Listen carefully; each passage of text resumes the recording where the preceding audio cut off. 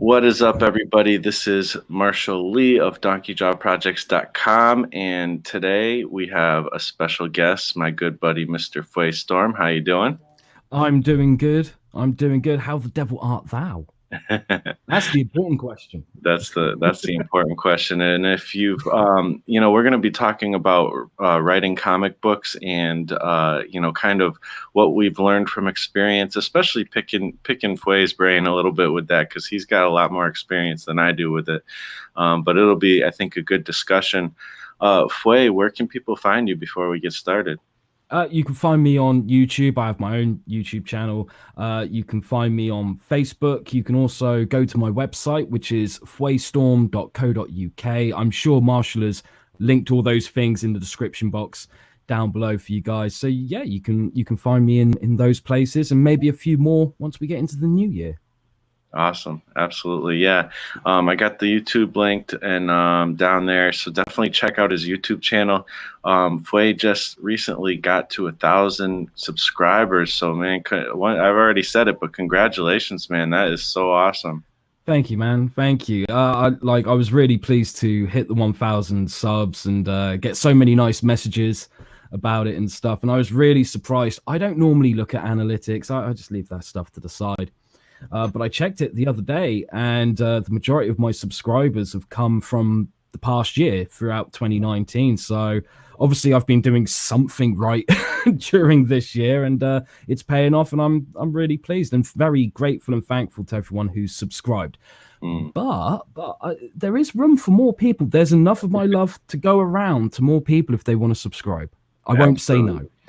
Absolutely. And I mean, it's well deserved because, I mean, you've been putting out a lot of cool videos about writing comic books. And that is, if anybody's watching and you haven't checked out Fway, I mean, I talk about him a decent amount on here, but if you haven't checked out Fway, he's an awesome resource for writing comics. He's got a lot of experience. And we have somebody in the chat actually who knows all about that, Mr. Mario. How you doing, man? Mario. Hey, Mario. How the devil art thou, good sir? And so if anybody does have any questions during this whole thing, we'll be happy to address those. But we're going to talk a little bit about, once again, kind of experience. Like the thing is we, you sit down to, think about writing a comic, and maybe it's your first time trying to write anything, and you're like, man, I don't even know where to start necessarily, or you just kind of go off of an intuitive process. I know for me, I kind of just wrote bullet point lists at first, and I just, or I would just kind of do this like, what do they call that?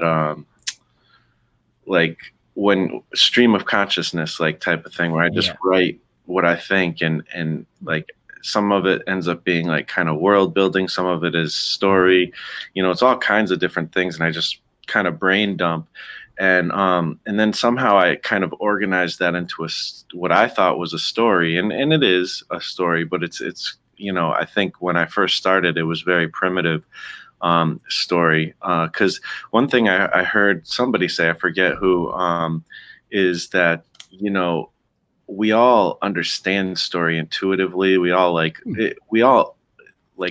know what story is, but when it comes to actually writing a story, we come to find out we kind of don't know what it is. We don't know the mechanics necessarily. And I've spent a lot of time learning about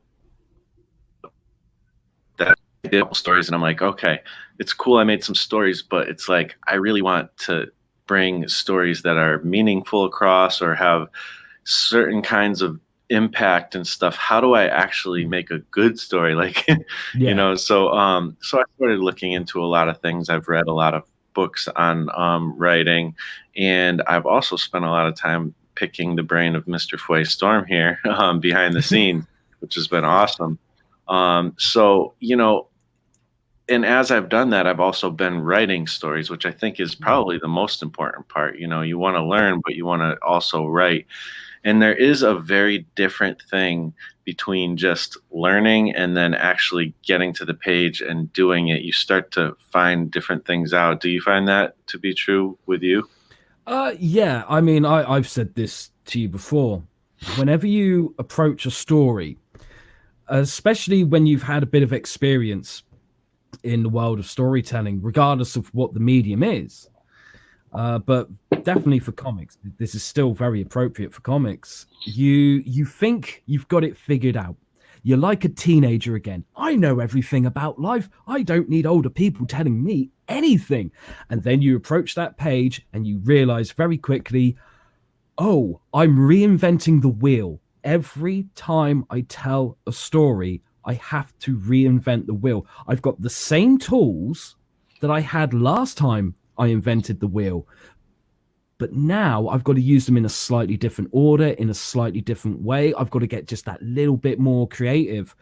And yeah, I find that storytelling is a continual learning process. It's also a good way of, you will hear this from a lot of people. They'll always say, when you kind of like hit a rut, whether you're a basketball player, a stand-up comedian, or whatever, they always say, well, go back to basics. And with storytelling, you're not just reinventing the wheel and continually learning. You're continually going back to basics as well. I just find the whole process so much fun. But as you rightfully stated, the hardest part is starting. That will always be the hardest part of telling a story, especially excuse me, if you're going into it blind, if you're just approaching, because it's very intimidating to look at a blank piece of paper or at a blank text document with that little flashing cursor in the corner that's just mocking you the whole time. And you're just looking at it going, I've got to create something out of nothing. I'm not God. How am I meant to do this? Yeah, absolutely. You talk about kind of going back to basics. I like that, because it is true. They always say, like, the more you practice the fundamentals, the better you'll be. Usually that pertains to sports a lot of times. But I've always heard that, and I'm like, yes, that sounds right. What are the fundamentals? So, like, what would you say, just as for in general? Like, we don't need to go into super detail. You can, if you want to go into detail, go to Fwah Storm's channel and check out some of his videos. He's got detail on a lot of these things. But what would you say are some of the fundamentals of writing that you've learned that have been helpful? That's a really great question. I would say that probably the most important fundamentals, and hopefully I can find a concise way of explaining all this, but knowing me, it's not going to be that concise, is plot and structure. Because my father, when he was still alive, he was a laborer. He built properties and stuff. And if you sit there and say, right, I'm going to build a house, and you look at the blueprints and go, oh, we've got to start with the foundation. I don't want to start with the foundation. I'm going to start with the walls and then the roof, and then we'll worry about the floor and the windows and stuff like that. That house is not going to be standing within a week. And if it's still standing within a week, then you are one of the luckiest people out there. But chances are it's not still going to be standing within a week. See, there's this common misconception from a lot of people who want to write, especially writing for comics and for cinema as well. I find this a lot as well. And they seem to think structure, plot, oh no, let's not go there, because then it will become formulaic. But the thing is, formula isn't a bad thing. I mean, would you really go to a restaurant, sit down, and ask the waiter what the special of the day is, and when they say, oh, it's a ribeye steak, are you really going to turn around and go, well, I've had ribeye steak before. I had it last Tuesday, so I can never have it again unless you make it differently?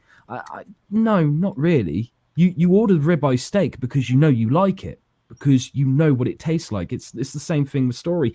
So a lot of people ignore structure and plot, and they're worrying about it being formulaic, but it's the most important thing that makes their story strong. That is the foundation of their story. If you have a solid foundation, then the story can only get better from there. It's the same when you're drawing, and I'm sure Marshall will probably agree with me on this one. When you're drawing a character, you don't start off by going, okay, I'm going to draw all this crazy detailed hair. No, you get the form, you get the shapes together. This is the foundation.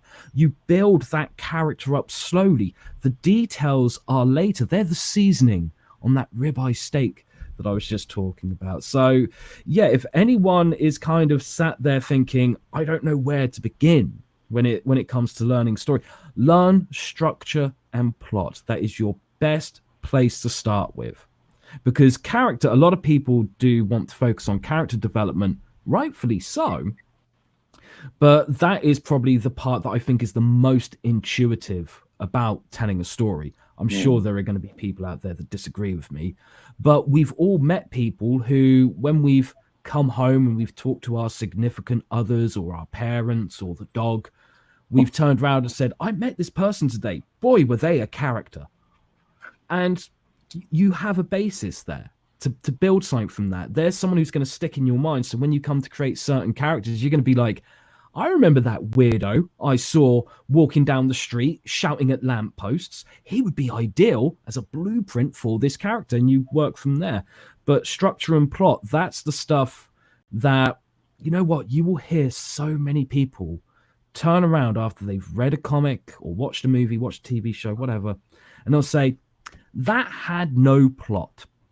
And what they really mean is, I don't know what plot is. All I know is I didn't like that, but I can't justify not liking it. Yeah. So they turn around and say it has no plot. So many people do not understand what plot is. And if they did, you would never hear them say the words, that story had no plot. Yeah, absolutely. And we have Mario said something pretty nice here. We can have an idea, but not knowing how to tell that idea, then we come across Fwah, and bam, we do it. Thanks, man. Oh, bless you, Mario. Bless you. Red does not suit me, Mario, and my ego says thank you very much. So. There's a lot of things here. I really like that you touched on the formula thing. I was actually thinking about this a lot this week because, as you know very well, because you write music as well, yep. I've been thinking about doing some more music, and I was listening to music for inspiration. And, you know, I noticed I've studied music all my life because I've been, you know, involved in it. And you know, there is a certain formula to a hit song, you know, or any song really. But it's interesting because if you listen to a ton of like pop songs or whatever, you know, you'll notice, you know, you can pick out that formula, and it actually varies, but it doesn't vary as much as you would think. No. Yet all these songs sound very different, have different flavors, have different styles, have different words, you know, content, everything. Yeah. And you don't really think about the formula when you're listening to a song and dancing or grooving or headbanging or whatever you do, you know. You don't think about the formula so much. It's more about an emotional experience and just enjoyment and experience. And but you know what? When I was in my band Abuse, we went from about 2002 to 2006, played with many bands like Skin Dread and Breed 77. We recorded an album, and every time we sat down to write a new song, we would sit there and we would get our instruments and we would just come up with these little ideas and go, that would make a cool section somewhere. Okay, write that down. And then we would come up with a load of different sections. And then the question was always the same. What is the structure of the song? And that's when we started taking those elements going, that can go here, that can go here. Now we need to add something here so that the transition is smooth and that it flows and everything. You're absolutely bang on with the music analogy. We listen to music. Music is structured. It's formulaic. Whether we like it or not, we never complain about it being formulaic. We hear the chorus and we hear the lyrics to that chorus, and we don't complain when we hear them again like 30 seconds later on into the song. So why do we do that with story? Mm. You know? Yeah, it's very interesting. So one thing I wanted to talk about, especially with this too, is again, with the experience of writing. I mean, I've had a decent amount of experience, but nothing compared to, like, you've been writing, it seems like, your whole life from what I've, and also learning. I happen to know that you've read tons of books, on the Yes. topic of writing.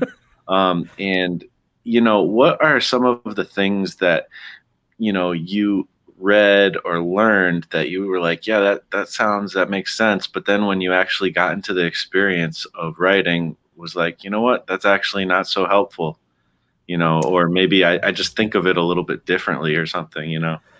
That's a really good question, because I'm sure there is an answer.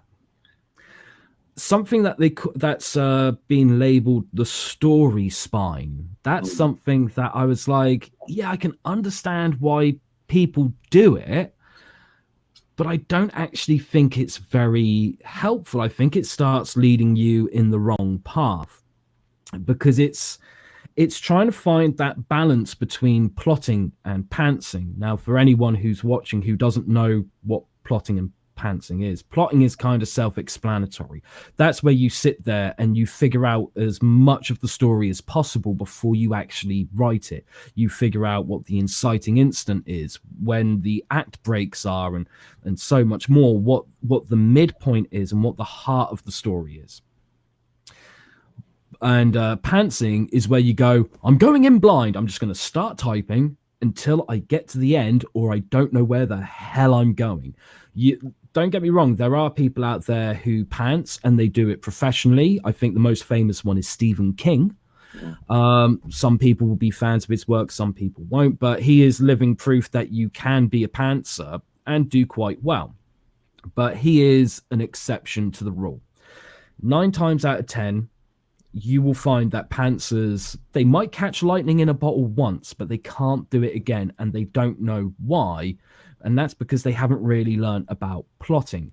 Now, I consider myself to be an in-betweener. I try to find the balance between the two, and that's what the story spine does, where it literally is, you need to know what the concept is, you need to know what the premise is, and you figure out how the story's going to open, how it's going to end, what's going to happen in the middle, what the inciting incident or the disturbance is going to be that begins this journey for the lead.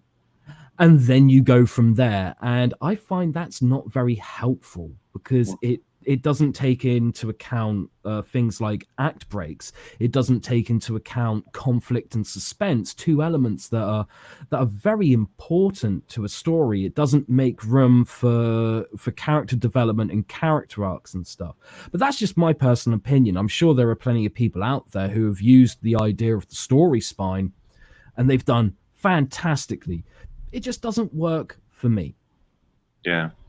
Yeah, that's interesting. And I thought, and I do see there's a question from Mario. We will get to the questions. I'll go back through and highlight them. But I just wanted to touch on, this whole thing of, like, when you start getting advice or looking up YouTube videos on writing, different things like that, you do discover, that there's this whole debate between plotters and pantsers and stuff like that.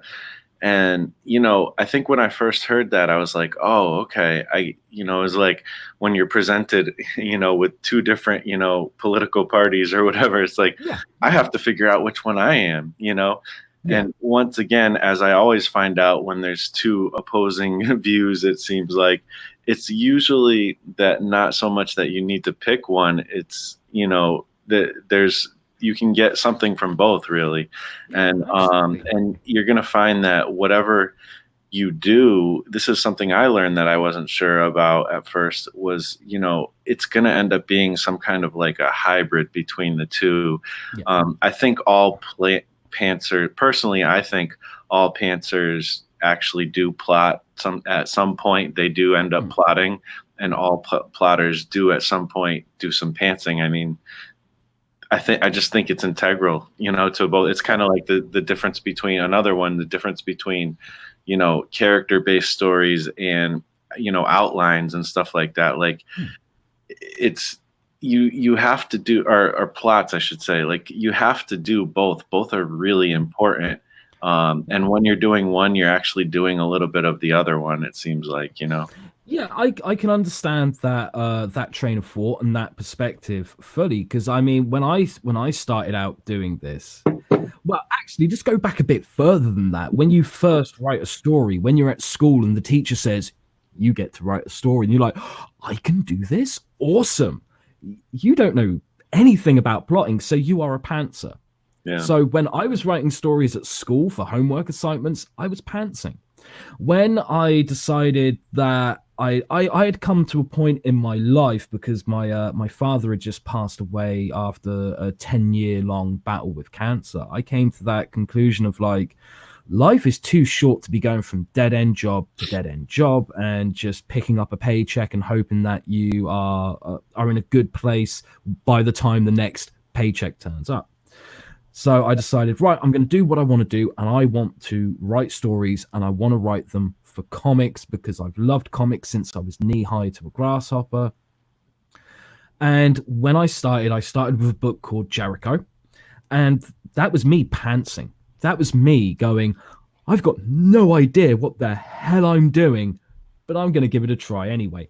And luckily for me, it worked in my favor. People showed a lot of interest in the book. I even had the pleasure of being at London Film and Comic Con. This was about 2011, I think. And I got to meet someone who I admire very much, and that's Clive Barker, the creator of Hellraiser and the Books of Blood. And I gave him a copy of Jericho, and he actually took the time to look through it. And I won't repeat his words verbatim. There was one word that he used that rhymes with ducking, but he said, this is amazing. And he wanted to know more. He started asking me lots of questions, which was a very, very surreal experience. And then before long, I'm appearing at conventions and I'm having people turning up at my table who are quoting me lines from the book, some of which I will not repeat on your channel. On my channel, I might. Yeah, that's all right. It's not safe for kids here. Yeah. And yeah, that was me not knowing what I was doing. And then I started working on other books. And that's when I realized I don't know what the hell I'm doing. I'm very passionate about this, but I don't know what I'm doing. So that's when I really started studying. Like, I had seen little bits of advice and stuff before then that I really didn't take into account. But that's the moment where I said, no, I really want to do this. This is something that means the world to me. And I have all these characters who I love and adore, and I want to share them with people. Even if people hate them, I don't care about that. I care about being able to express myself through those characters. And I had such a large stable that I was like, well, I want their stories to be the best that they can be. If someone comes up to me and says, hey, I just read this this Unity story, or this Jericho story, or this Lady Satan story, and I thought it sucked, if I think it's good, then it doesn't matter if someone else thinks it sucks. Because I can sit there and go, I know I put my best into it, and I know that to some extent I know what I'm talking about and utilize that information the best that I could. Yeah, it's interesting. That is very interesting. And you know what? I think that's an appropriate time to insert Mario's kind of related. He says, I have to ask this. I don't know what to do with a story I wrote. How do we know if we have a good story, and how do we get it out there? Excellent question, Mario. Excellent question. Truthfully, in the beginning, you will not be able to tell the difference between this is a good idea and this is a bad idea until it's way too late. You will not see that iceberg until at least half an hour after the Titanic has sunk. But you will start to pick up on little things that you will know intuitively. Listen to your gut. It is your best friend. I was telling Marshall a little while back about this one time I wasn't exactly in the best mindset, but I went outside, which is something that I do rarely. I'm a very introverted person, reclusive person. I went outside with a couple of friends, went to this karaoke bar, and I was introduced to someone who I'd never met before, this girl, and we started talking because I was like, okay, well, I'm meeting someone new. I want to get to know them a little better. I think at one point she was like, is he hitting on me? And I had no intention of that whatsoever. But she started talking about why she doesn't do relationships anymore. And she started telling me about the experiences she had. And I walked away from that going, that's really interesting that she came to this conclusion. I don't agree with it. I think she's actually doing more damage to herself on a mental and psychological level more than anything else. And this idea started forming in my head for these three characters, these three superheroes, and their experiences and stuff, and how their story would form together. And I was really excited by this idea because it was fresh in my head. It was new. Before that moment, these characters did not exist. And all of a sudden they were in my head going, tell our story, please. And I went home and I was literally bouncing off the walls because I was like, oh, I'm really loving this story. Oh, but I've learned from experience that you can have that sometimes. And then you put it out there and you realize you've made the biggest mistake in the world and that it's not a good idea. So I went to sleep. I just simply went to sleep. I had already had a few drinks at that time. So me remembering a lot of stuff from that night really shouldn't have happened. But I woke up the next morning, and before my eyes even opened, I could see those characters in my head. I knew their story, not in major detail, but I knew the course of their story. I knew about those characters as if I had lived with them for at least a week and just talked with them back and forth. And that was a moment that taught me that if your idea can survive the night, then it can live forever. It's a good enough idea that it can live forever. You need to be willing to take that risk of, don't write it down straight away. Do not write it down straight away, because that's a really good way of immortalizing bad ideas, and you really don't want to do that. Just go to bed, go to sleep, have a good night's sleep. If it's the first thing you're thinking of before you've even opened your eyes, or even seconds after you've opened your eyes, you've got something, and you've got something really special, and you need to share it with people. And the best way to share it with people, and this response is going to get me into a lot of trouble. I've said this to many people and they're like, what? How can you think like that? And that is, give it out for free. Oh, nasty words there. So many people hear me say like, well, at one point I was giving out first issues of Jericho for free, and they were like, what? But you could have been making money. And as I said to them, if you can't give it away for free, why would you dare to put a price on it? Yeah. You need to put it out for free. Besides, most people don't know you from Adam and Eve. I'm sure there's a few people watching this now who are like, who the hell is this jackass? Yeah. They don't know me. So what's the best way of introducing myself? Here's a free book. Take it, go, enjoy it. Because you know what? If they do, they will be coming back going, I want more. How much money do I owe you? If you don't give it out for free first, they don't know that you or your characters exist. So put it out there for free. Yeah, I think that's great advice. A lot of people, especially artists, freelancers, creators, definitely have there's this stigma where it's like you should never work for free, never put out your stuff for free. Yet there's a army of webcomic artists who probably disagree with you, who have made full careers off of a webcomic that they put out for free.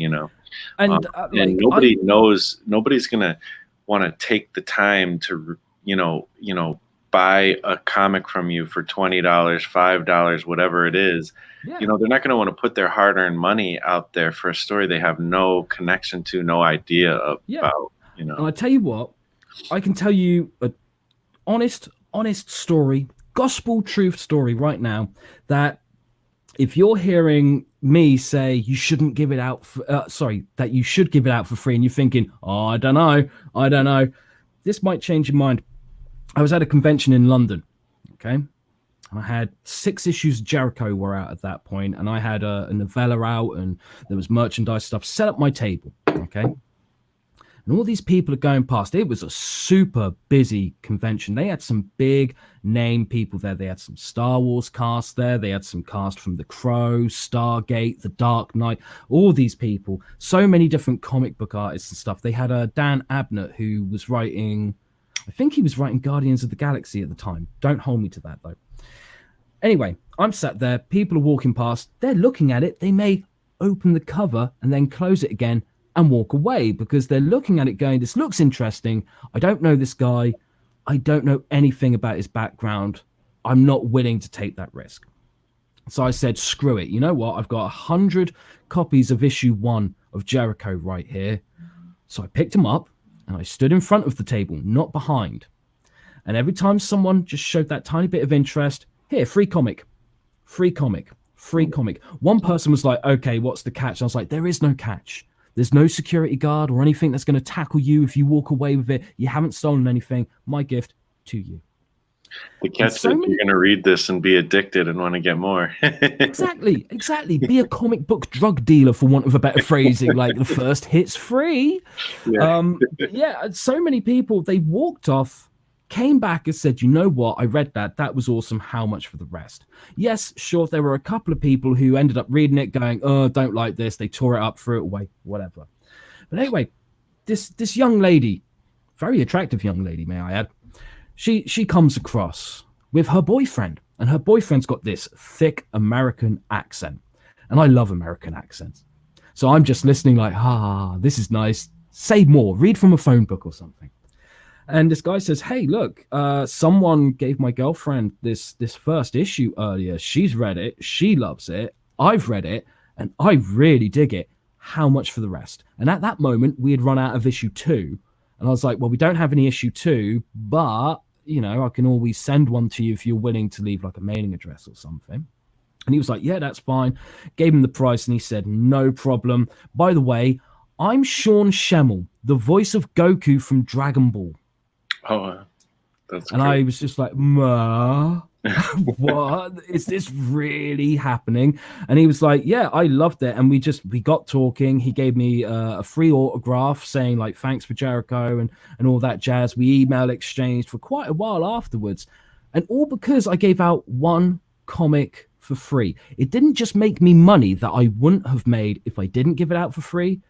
It made a connection with someone who is very famous. If at any point someone turns around and goes, we want to make a movie of your character, Lady Satan, who would you like to be cast in it? Well, I know a guy, kind of thing.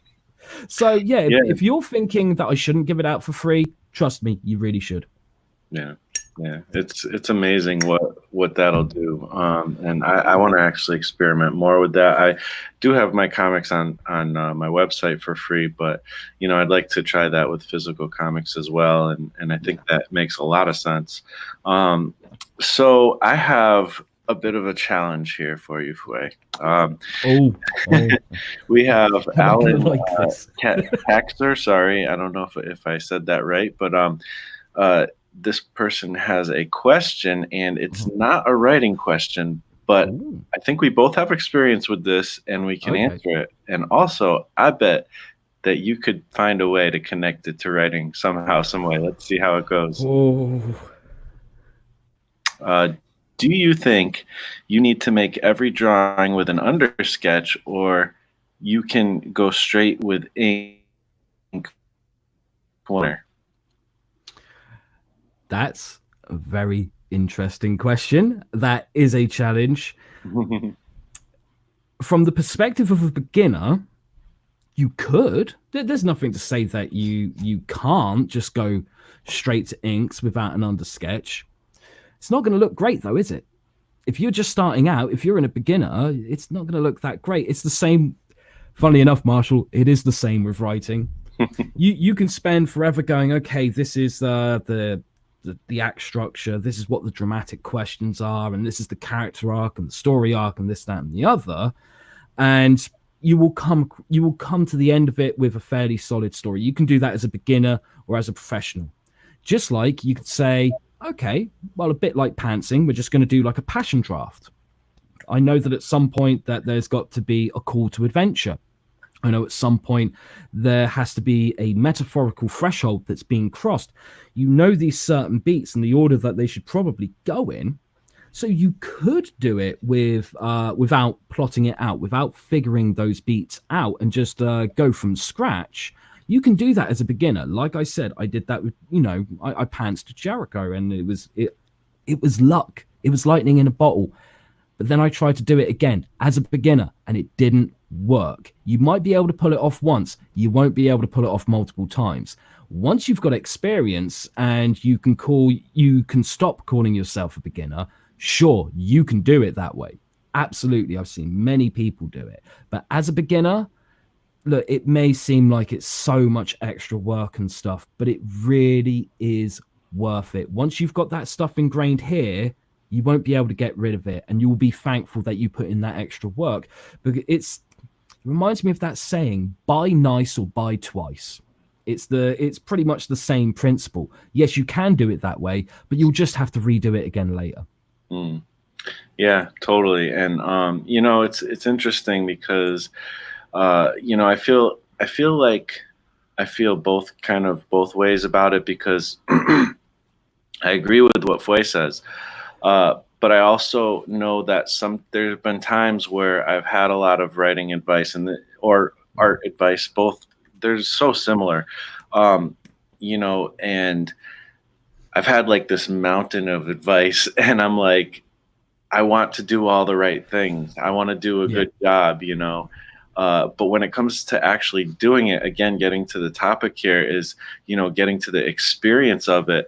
I think it's okay to disregard what's not working for you, disregard what seems like a little bit too overwhelming for you, and just go and make a thing.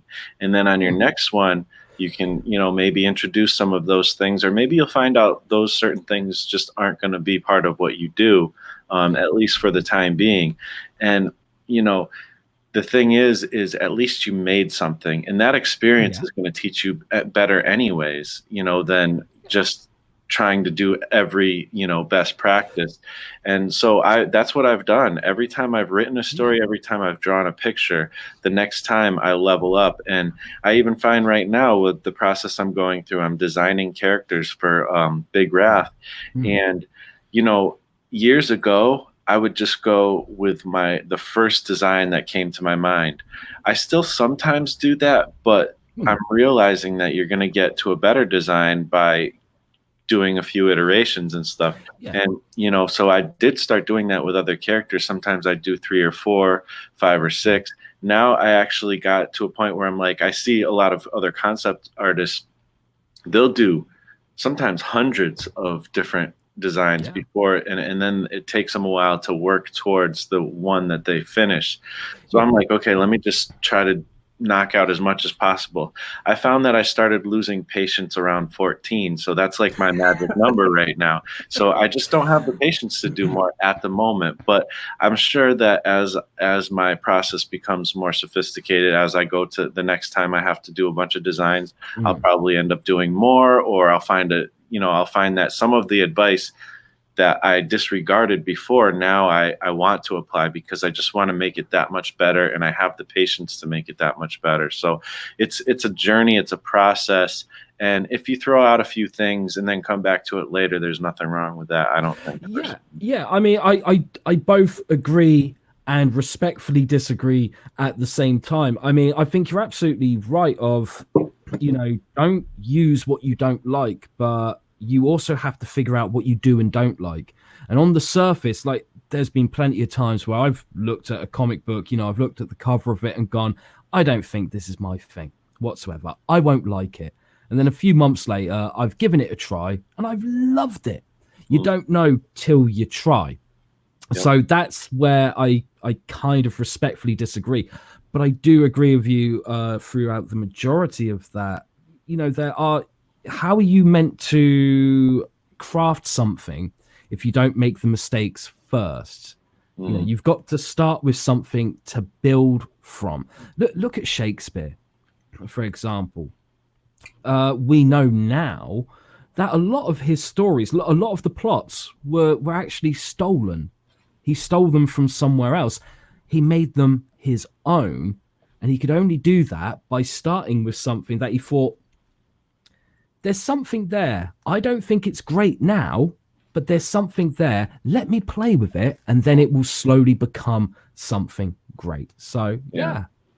And to your point, to the part where, you know, I think a lot of times it's funny, like there's respectfully disagree. And then at the same time, I think a lot of times you still kind of agree. It's weird.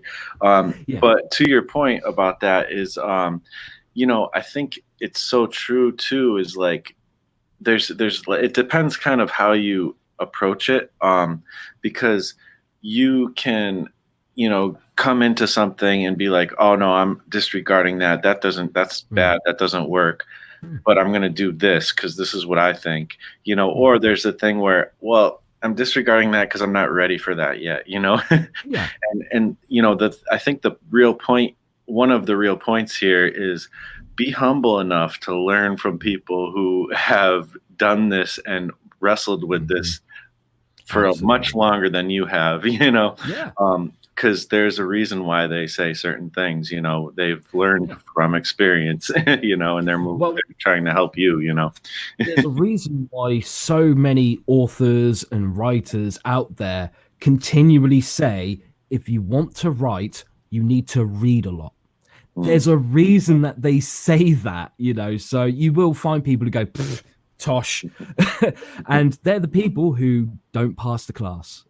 You know, they don't go to the 3rd grade. They are stuck in 2nd grade for quite a while because they've let their ego lead. Don't let your ego lead. Be willing to sit there and go, look, I'm gonna suck sometimes. You know, I'm going to need to hear other people's advice. People who have done the same thing as me, they are wiser than I am because they've already experienced it, and they are trying to tell me, hey, you can go down that road, that path, that's fine, but there's a pit and it's full of, I don't know, snakes, dolphins, whatever you're afraid of. It's going to look as if it's safe at first. It ain't. Go around it. Listen to those people. And, you know, to that point, with the whole, you know, make something, and if it sucks, well, at least you've made something. I've already lost my train of thought. Don't worry, it'll be back in a moment. Yeah, that's it. Being humble. There's a phrase in writing, and it's used, I'm sure it's used in art and other forms of entertainment as well. You will hear many different variations of it. The most common one is kill your darlings. And that means don't be afraid to take something that you were really passionate about and you're really attached to and go, and just get rid of it, because you've got to do what's right for the story, what's right for the characters, what's right for the reader, not what's right for you. You know, this is one of the only times that I get to say you don't do what's right for you in this occasion. There are many other occasions where you have to do what's right for you. There is no other option, but you have to be willing to go, you know what, I really love that idea, but it's just hurting the story. It's just hurting the artwork that I'm making. Why should I put so much energy into destroying something that I love just to keep this here, just so that my ego goes, well done, well done. Believe it or not, your ego is not always your friend. You know, sometimes it's your worst enemy. There was a line in Heat that I believe it was Robert De Niro who said it, and that was, never attach yourself to something that you cannot walk away from in 30 seconds or flat. That's some advice that I think a lot of writers really need to hear and keep to heart. Don't attach yourself to an idea unless you can walk away from it in 30 seconds or flat. Yeah, that's good advice, and it's not always easy. No, it isn't. That are your darlings for a reason, and it is tough to let go sometimes. And you know, Alan is kind of re-emphasizing this part of the question, which is totally cool. Yeah, do you use an under sketch? Yes, I do. And Mm, I think that I did a video a few couple months ago, maybe 3 months ago, about figure drawing, and mm, it kind of really emphasizes the point of why you do an undersketch and what all the little yeah. what the like parts of it are for and why it helps you. Mm, I've done a lot of drawings without doing under sketches. When I sketch in my sketchbook, I actually use a ballpoint pen usually, mm, for reasons of trying not to be too precious and things like that. And usually that's the closest thing near me, anyways, is a ballpoint yeah. pen. Mm, So in that case, no, but those aren't finished drawings. When it comes to a finished drawing, it's really important to do an undersketch, because first you want to get that gesture, you want to get that life in there. mm, You don't want it to be stiff, and you want to go from big to small. So yeah. gesture is like the biggest part of what anything is, really, because gestures in everything, not just figures. But if you're thinking of a figure, it's like the kind of the most important thing for a figure. It's the life of it. And then you go and you start building out that gesture into forms. And that way you can have some dimensionality. I mean, it depends too when you're doing cartoons or something. Some of them are very simplistic, and you don't have to have so much form necessarily. You can even have a flat look, but Mm, still form comes into play with shape and things like that. So you want to get those shapes built in there, and then this is what I think you're asking, and I this is how I started drawing. Again, it's similar to writing, because when you're writing, when you first start writing, I think everybody is probably first a pantser, or most people yeah. are first a pantser. So Yeah. this is the same thing. It's like when you're drawing, a lot of us start with the detail. We see, Mm, for me, the best example is like Todd McFarlane. He was one of the artists I loved growing up, in comics, and there's so much detail in his drawings. So I mm, look at that and I'm like, oh, I need to have cool detail in my drawings to draw cool pictures of Spawn or whoever. And yeah. so I start going with the detail. I start drawing like the chain links and all the cape and all the crazy details, like in his face if his mask's off and stuff. And then I come back and I look at it and I'm like, why does this not look right? Well, it's Yeah. because I didn't know about the fundamentals then. And if I had started with a gesture and then built it up with form and then went to the details, it would have looked a lot better. So I do think it's important to do an undersketch. Yeah. And maybe as you get better and you get used to that process, maybe at some points you can start to skip it. But I still kind of think you Mm. need to always do an undersketch. Yeah, I'd agree with that. I think it goes back to what I said about the foundation of the house. You can Mm. take that from writing and put it into drawing as well. Hey, look, I've been drawing comics for a long time. I came into this as a writer. I didn't want to draw whatsoever, and I learned very quickly that if you want to make it, it is worth learning how to draw as well. So I taught myself how to draw. I've been doing it for a long time. I've got one award under my belt, and I still use under sketches. I still use them because I found, in fact, an interesting little thing here. I've done plenty of illustrations, drawings, comic pages where I didn't use any form of under sketch or anything like that. I just went to town and I would show it to people, and they'd be like, "Oh, that's pretty good." But when I started using under sketches and stuff, people would look at it and go, "That's awesome. That's not my sort of thing, but that's awesome." The other day, I was in my local pub and I took my tablet with me. And I was showing one of the locals there, an older gentleman than I, who's not into comics whatsoever. But he's been asking recently, like, well, what do you do for a living? How does that work out? How do you live trying to do that sort of thing? I said, well, let me show you some of my work. It's not the writing side of it, but it is the drawing side of it. So I started showing him some character designs and comic pages and stuff. I showed him an illustration of my character, Lady Satan. It's an illustration that I'm sure if you go to my channel, you will see it used quite a lot. One where she's kicking and it's quite high and stuff. and it's just black and white, and he loved it. He absolutely loved it, and he stared at it for a few minutes in silence and then went, "Here, Keith, come over here, you need to see this." And another older gentleman comes over, white hair and stuff, and he looks at it and he just says, "I hate you." And I'm like, "Sorry?" And he's like, "I hate you because I can't do that and you did, and that looks amazing." He's not into comics whatsoever, and he was just mesmerized by this image to the point where he turned around and said, "I want a copy of that image so I can print up a poster to like a stupid size, almost real life size. I would give you money for that." And I was like, "Oh, thanks, man. That means a lot to me." He said, "Name your price."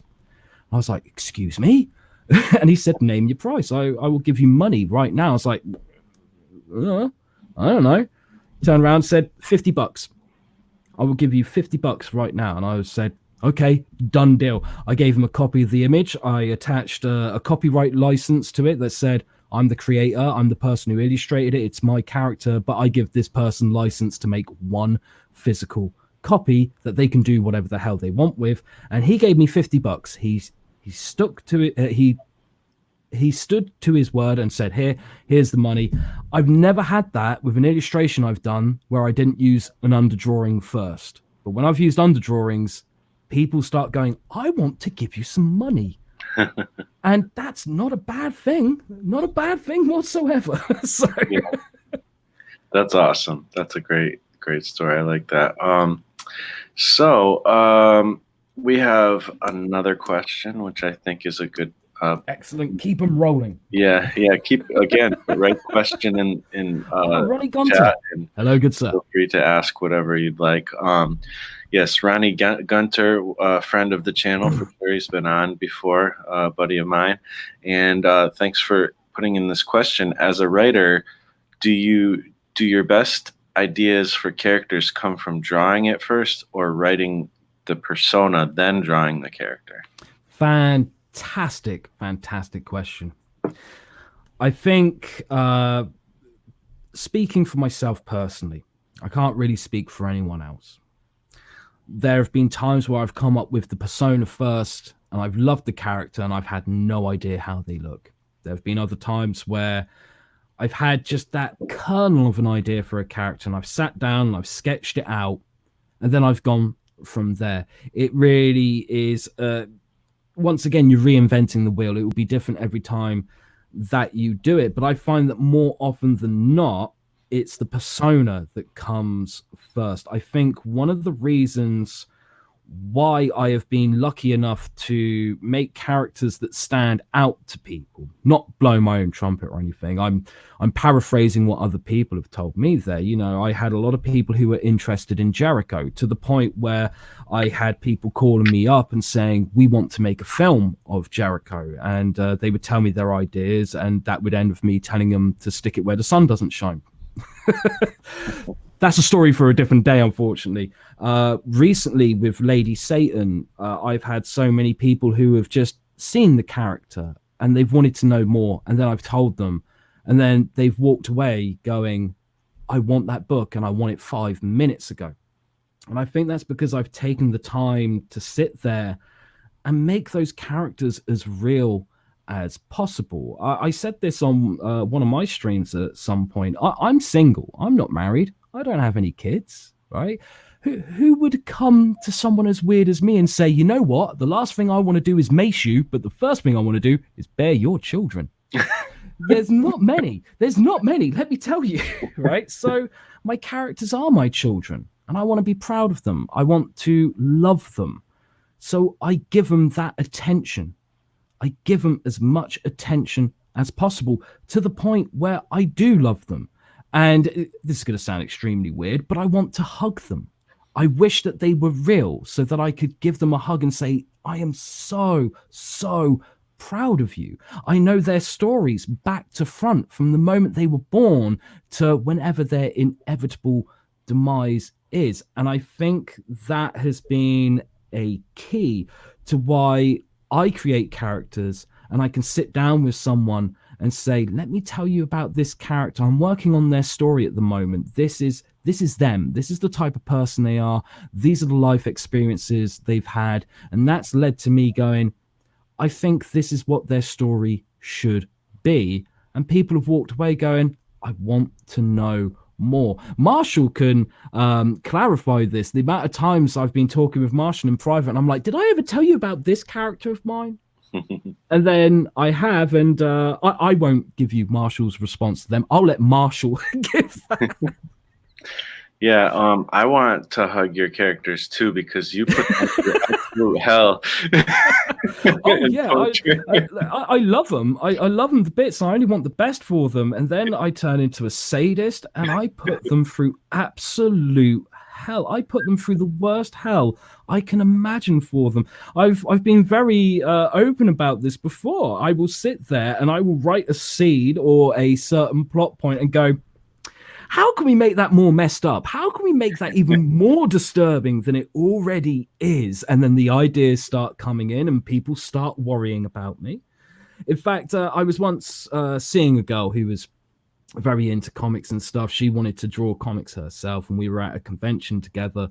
And it was one of the first times she had actually read some of my work. She'd only heard about my work, and she'd only seen certain sketches. And she read some issues of Jericho, which that touched her in a certain way because she had been through some of the life experiences that Jericho had been through. Obviously not being a superhero or anything like that, but some of her past traumas, they rung true to her because she had been through similar stuff.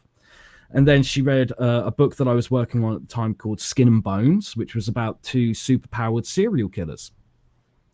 And she read them, and then we were walking around. I think it was Southampton. It may have been London. We were walking around, and she kind of had that look on her face. I think we've all experienced this with someone at some point where you know there's something wrong, and you say to them, "What's the matter?" And they go, "Nothing." There's a certain look that goes with that, and she had that on her face. We were walking around. I was like, "Are you okay?" She's like, "I don't know." And I was like, "Well, what's the matter? Talk to me about it." She said, "Well, I've spent this time with you and you've been really lovely and nice to me. And then I read your books and they're horrible. They're horrific. And I don't know how someone who can be nice like you can write this stuff. It's horrifying." And that was one of the proudest moments of my life. Apart from the time when I got kicked out of a pub by saying hello to a nun. But that's, once again, that's a story for a completely different time. But yeah, all of a sudden you're going to have a lot of people watching this going, and why do we listen to this guy? Is it his accent or something? Yeah, no, that's funny. I've heard that story before, but it's still a good one. All right, so let's see. Well, I would say, kind of to also, tack on to what the question. For me, I feel like I always wanted to draw first the character, and I kind of did. When I was younger and stuff, I was really excited about designing cool-looking like superheroes or whatever characters. And I didn't really think of the writing at all, at that point, hardly at all. And I would do that. But one thing I found is it's kind of a backwards way of doing it. It's hard to, I shouldn't say it's backwards because somebody out there is like, that's how I do it, and if that that's works really helpful for them, totally awesome if that is. But I kind of started off that way, and I feel like now, after being somebody who wants to get a lot of stories out, I try to find the most efficient methods possible that also bring the most meaning and quality. Those are very important things to what I want to do. So I found out that writing, I really, even with story, like this is something I didn't know, is even with story, I want to have a good idea of the big picture of the story, and I want to write a script first before I even really start doing design. Now, there might be some like playing around with designs in my sketchbook, while I'm writing and stuff. Sometimes, being an artist and a writer, you have that luxury to be able to kind of do that. But it's not a serious design. It's not serious designs it's more about feeling and stuff. It's not really serious designs until I have written the script, because I find that, again, once again, being wanting to be efficient, I don't want to have to design things, because design takes a lot of time, and I don't want to have to design things that aren't even needed in the story.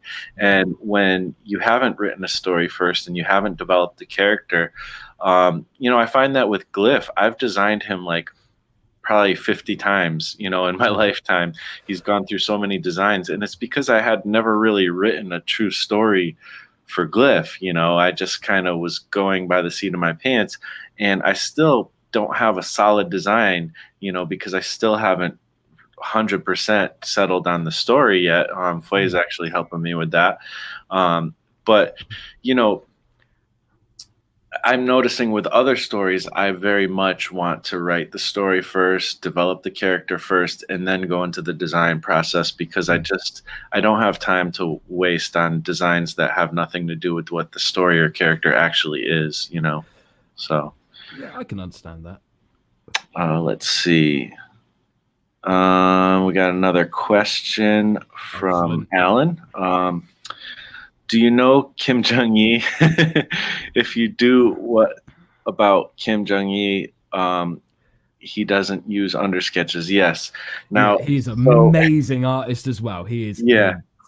I think that Kim Jong-il is like for all of us comic artists and other artists, he's like the guy we all kind of look up to and say, wow, because he's like, there's a lot of good artists, and then there's Kim Jong-il type of thing, like he's amazing. He's an outlier, isn't he? He's an exception to the rule, or even an exception that proves the rule.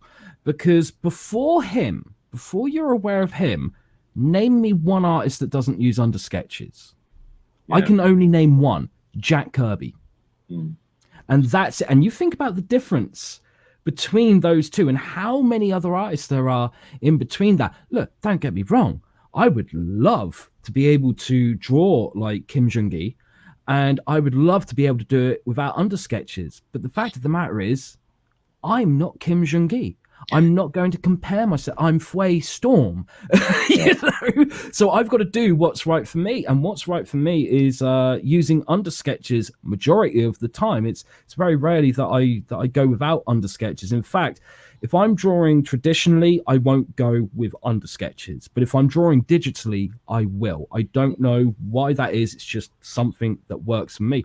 So I do get it. I completely get where Alan is coming from. It would be nice not to use them, but you have to see how you do with them first and be able to compare the two and ask yourself honestly, which one's better and which one do people gravitate to more?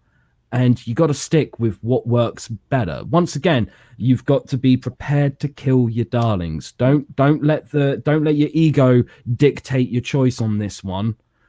Do what's best for your artwork and what's best for your audience or potential audience. Yeah, and that's definitely a good point. And for me, you think about, if you do know anybody who draws without an undersketch, first of all, that's going to be few and far between, as Fwah said. Now think about those, how many people draw without an undersketch who don't have like tons of experience behind them. There's this whole thing of, put in 10,000 hours, and that's how you kind of master something. Well, somebody like Kim Jong-il or Jack Kirby, they probably put in 50,000 hours or 100,000 hours, already. And now they're such a master that they've drawn a lot of these things already. They've observed a lot of these things already. And what happens is, and I've talked to Dan Frega about the a year or two ago. And he kind of does that as well, but he's got tons of experience.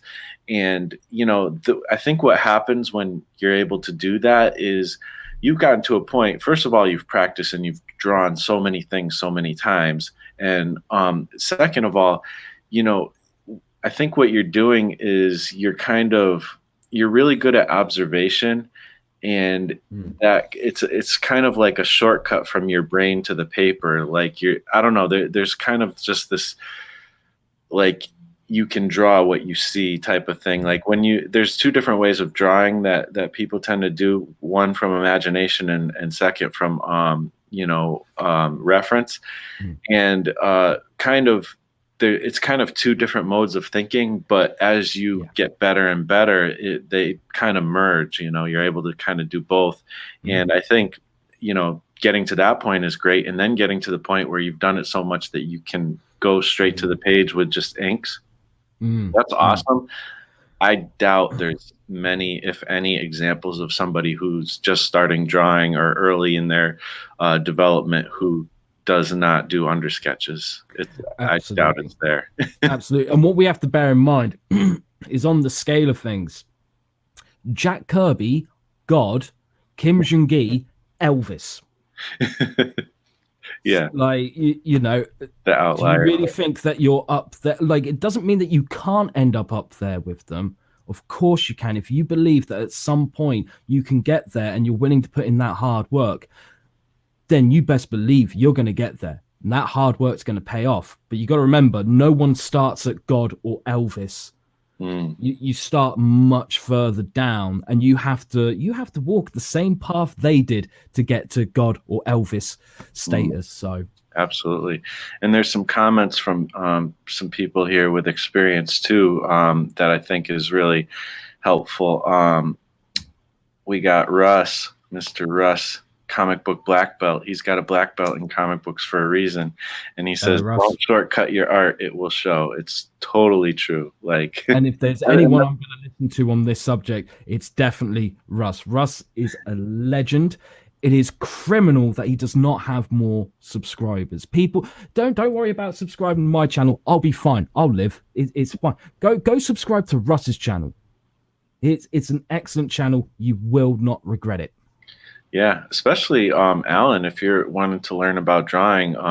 Only a couple of videos back, him and I did a video about drawing digitally for comics, but also, check out his channel. He's the guy, to look to. Fwah to me is the guy to look to for writing, and Russ is the guy to look to for drawing comics. Those are two great resources. So I would definitely suggest that. And then Alan says another question and we can talk about this too, in respect to writing, but how do you get cool drawing ideas? And again, Mario has a great answer too. Practice, draw from life, get inspired from others. That is absolutely true. But we'll get to this question. If I may, I'd actually like to add to Mario's response. Mario's response to that is bow down to Mario on that one. That is fantastic. Personally, this is something that I know I've said to people in private before. I think it adds to both story and to art. And I think all this holy light that's coming into me is saying this is an important one. Don't go looking for inspiration. Let everything inspire you, regardless of whether it's good things, bad things, light things, dark things. Let it all inspire you in some way, shape, or form. And before you know it, you are going to be making cool drawing after cool drawing. Yeah, that's really cool. I like that aspect of it. Because it's true, well, I guess there's the respectfully disagree aspect, because I do sometimes I do sometimes intentionally look for specific inspiration, but I do find that, like, I'm not necessarily, I'm not inspired to do comics only from the comics I've read. I'm inspired to do comics from movies I've seen, from songs I've listened to, from the chance thing I heard somebody say at, like, at work or something, or, in the grocery line, or seeing somebody, just observing somebody do something in life. Like, it's everywhere. Inspiration is all around, and you need to be drawing from everything, Yeah, absolutely. I mean, Lady Satan is a character and her story who I can say the inspiration has mostly come from comics. Uh, but with Jericho, the inspiration never came from comics. The inspiration came from two sources. One was my dad's battle with cancer.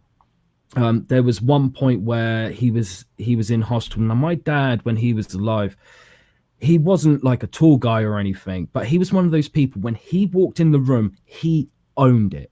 To every single one of his children, you couldn't see him as your father. You saw him as Superman because he was invincible. I have never seen him look small in any way, shape, or form until he was in hospital this one time.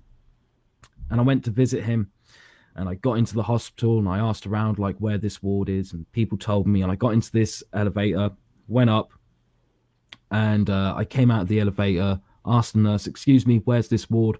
They said it's down there, last door on the left. And you're walking past all these different wards. Some of them are children who have broken their arms. Some of them are mothers who have just given birth. And right at the end was this door that I walked into, and all you could hear was machinery going. And there were all these beds filled with people who were dying, people with terminal illnesses. And right at the very end, there was one bed with a curtain drawn around it. Now, don't want to be too morbid here, but normally that means that someone's died when they draw the curtain around it. Either that or it's kind of like a private inspection kind of thing. So I get down there and realize that's my dad's bed. And the nurse pulled the curtain round, and there was my dad looking so small.